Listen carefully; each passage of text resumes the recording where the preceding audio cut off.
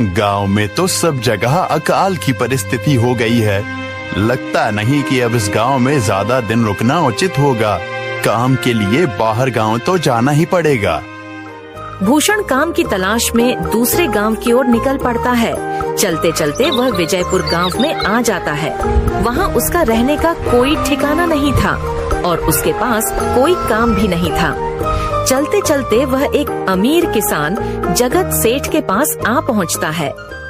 सेठ जी, मैं भूषण दूसरे गांव से आया हूँ।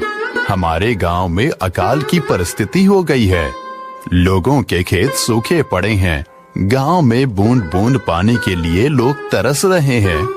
अगर मुझे आपके पास कुछ काम मिल जाएगा तो बहुत कृपा होगी बड़े भाई। अरे रे, लगता है तुम्हारी हालत बहुत खस्ता हो गई है। ठीक है, वैसे मेरे पास एक काम तो है, पर लगता नहीं कि तुम वो कर पाओगे। सेठ जी, आप चिंता ना करें, मुझे आप कोई भी काम दे सकते हैं। मैं वो काम पूरी मेहनत और ईमानदारी से करूंगा। अच्छा ठीक है भूषण, तो कान खोल कर सुन लो। मेरे पास 50 गायें और 50 भैंसे हैं। तुम्हें हर रोज उन जानवरों का गोबर निकालना होगा और रोज सुबह शाम उन्हें चारा पानी देना होगा। महीने के आखिर में तुम्हें इस काम के लिए 200 रुपए मिलेंगे। और हाँ, 2 वक्त का खाना भी हमारी तरफ से मुफ्त दिया जाएगा। बोलो, क्या तुम ये काम कर पाओगे?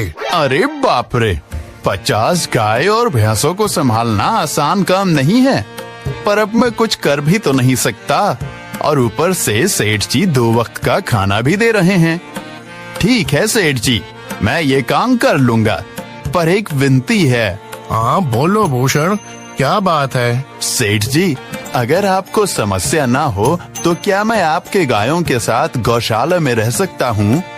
सेठ जी, मैं इस गांव में नया हूँ, मेरा रहने का कोई ठिकाना नहीं है। जग्गा सेठ थोड़ी देर तक सोचता है और भूषण को ऊपर से नीचे तक देखने के बाद उससे कहता है, ठीक है भूषण, तुम गौशाला में रह सकते हो। जी धन्यवाद सेठ जी।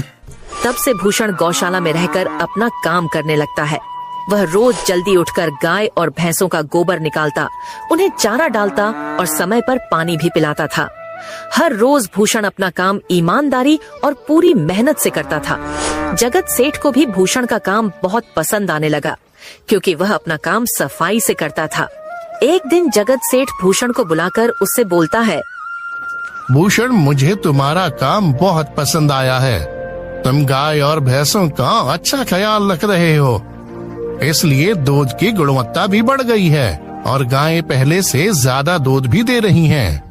इसलिए मैं आज से तुम्हारी तनख्वाह बढ़ाकर पूरे 400 रुपए कर रहा हूँ।